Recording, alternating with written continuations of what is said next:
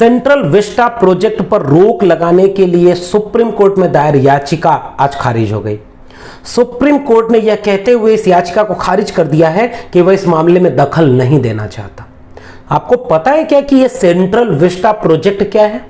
इस देश में एक नई संसद बन रही है और उससे भी बड़ी बात, प्रधानमंत्री के रहने के लिए एक नया घर बन रहा है। इस पूरे परिसर को मिला करके जो प्रोजेक्ट है उसे सेंट्रल विस्टा प्रोजेक्ट कह रहे हैं और इसकी अनुमानित लागत 13,450 करोड़ रुपए से लेकर के 20,000 करोड़ रुपए तक बताई जा रही है। पता है इस देश में सबको वैक्सीन लगाने के लिए कितना बजट आवंटित किया गया है?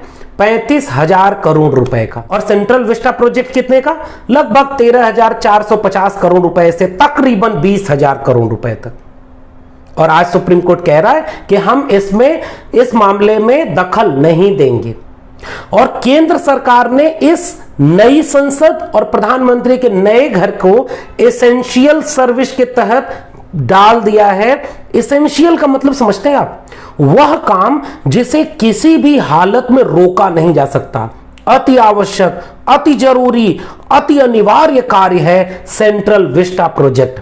प्रधानमंत्री का घर बनना और संसद बनना इस देश में सबसे अनिवार्य कार्य है इस समय, जिस समय हॉस्पिटल के बिना लोग तड़प कर मर रहे हैं, ऑक्सीजन सिलेंडर नहीं मुहैया हो पा रहा है, इसके चलते लोग दम तोड़ रहे हैं।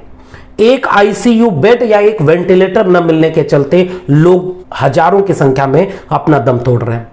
दुनिया के किसी देश में कोविड के चलते इतनी मौतें नहीं हो रही हैं जो अनुपात इस समय भारत में चल रहा है।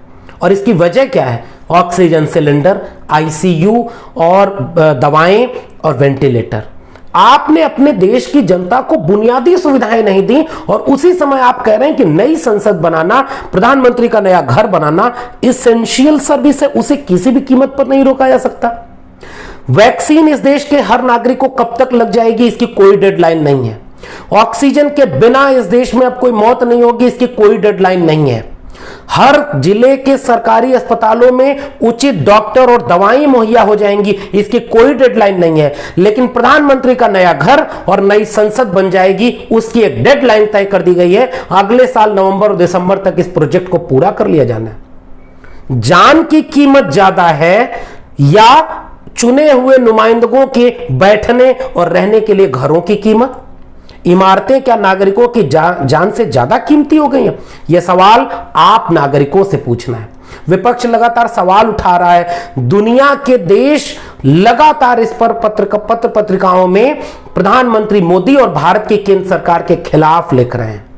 CNN लिख रहा है कि 1.8 बिलियन डॉलर खर्च किया जा रहा है पार्लियामेंट और अपना घर बनवाने में, जिस समय लोग तड़प तड़प कर मर रहे हैं।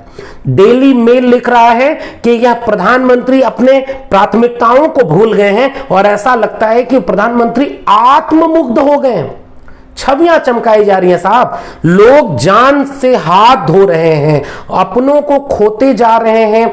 हर तरफ वही सूचनाएं आ रही हैं कि लोग मरते जा रहे हैं और इस देश की मीडिया और इस देश का केंद्रीय नेतृत्व छवियों को बचाने में लगा हुआ है। मीडिया क्या कह रहा है कि मोदी जी की छवि पर कुछ आंच ना आए। टेलीग्राफ रिपोर्ट कह रहा है कि आप विदेशों में किरकिरी करवा रहे हैं और इतनी किरकिरी होने के बाद भी आपको कोई चिंता नहीं है कि आपकी प्राथमिकताएं क्या होनी चाहिए। यह सवाल तो नागरिकों को फिर सोचना चाहिए। द प्रिंट में एक लेख आपको जरूर पढ़ना चाहिए। वो लेख ये कहता है कि सेंट्रल विस्टा प्रोजेक्ट अब तक लगता था कि गैर जरूरी प्रोजेक्ट है, क्योंकि इस देश में अभी भी शिक्षा, रोजगार, बुनियादी सुविधाएं, गरिमापूर्ण जीवन जीने के लिए नागरिकों को जो सुविधाएं चाहिए वो नहीं मिल पा रही है। इसलिए इस देश में संसद नई हो या प्रधानमंत्री का नया आवास हो, यह गैर जरूरी काम है। इसके साथ साथ अब यह अनैतिक काम हो चुका है, क्योंकि ऐसे वक्त में भी आप उसे एसेंशियल मान रहे हैं। एक रिपोर्ट के मुताबिक तकरीबन 4,000 पेड़ काटे जाएंगे और इसमें एनजीटी से लेकर के तमाम पर्यावरण की संस्थाओं ने ग्रीन सिग्नल दे दिया कि जी हां साहब, पेड़ों की कटाई जारी रहे और आप अपना प्रोजेक्ट पूरा करिए। याद कीजिए, पेड़ ऑक्सीजन कोई रिश्ता बनता है क्या? याद करिएगा, ऑक्सीजन बहुत बड़ी चीज इस समय बन चुकी है। ताबूत जैसी आकार की इमारतों को इस कार्टून के जरिए आप समझिए कि ऐसा लग रहा है कि ये कोई नया प्रोजेक्ट नहीं, एक ऐसी इमारत बन रही है जिसमें जिंदा इंसान शायद नजर ना आए।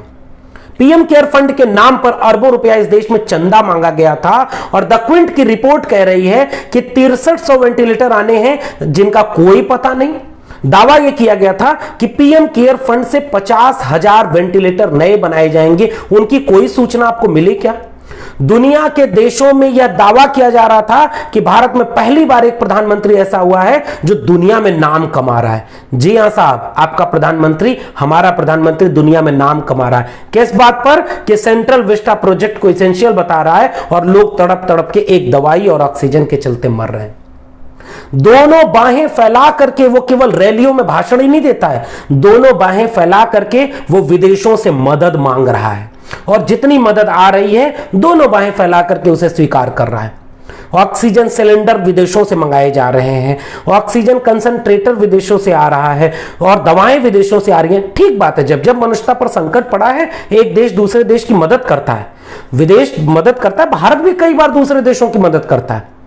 लेकिन आप दूसरे देशों से आने वाली मदद ले रहे हैं, लेकिन उसी समय एसेंशियल सर्विस किसे बता रहे हैं, एसेंशियल प्रोजेक्ट किसे बता रहे हैं? सेंट्रल विस्टा को। वो मदद आ रही है तो जा कहां रही है, यह हिसाब कौन देगा?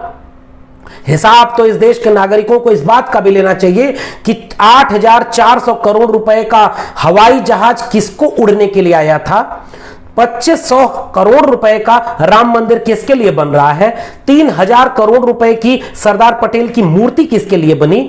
800 करोड़ रुपए का मोदी स्टेडियम, 900 करोड़ रुपए का बीजेपी का ऑफिस, हजारों करोड़ रुपए के लिए धार्मिक आयोजन किसके लिए थे? क्या इसी दिन रात के लिए कि लोग ऑक्सीजन के बिना तड़प तड़प कर मरे, चिताएं ऐसी जल रही हो, ऐसा लगता हो कि आग की खोज करने वाला भी पछता रहा होगा कि इंसानों के मरने पर हम उन्हें इस तरह जलाएंगे। कब्रिस्तानों की तो तस्वीरें नहीं आ रही हैं, मिट्टियां कम पड़ गई हैं, लाशें ज्यादा हो गई हैं। ऐसे दौर में जब आंसुओं का सैलाब रुक नहीं रहा है, ऐसे दौर में सुप्रीम कोर्ट कहता है कि हम सेंट्रल विस्टा प्रोजेक्ट पर रोक नहीं लगाएंगे। ऐसे दौर में एक केंद्रीय सरकार कहती है कि हम नई संसद और प्रधानमंत्री के नए घर के काम को नहीं रोकेंगे।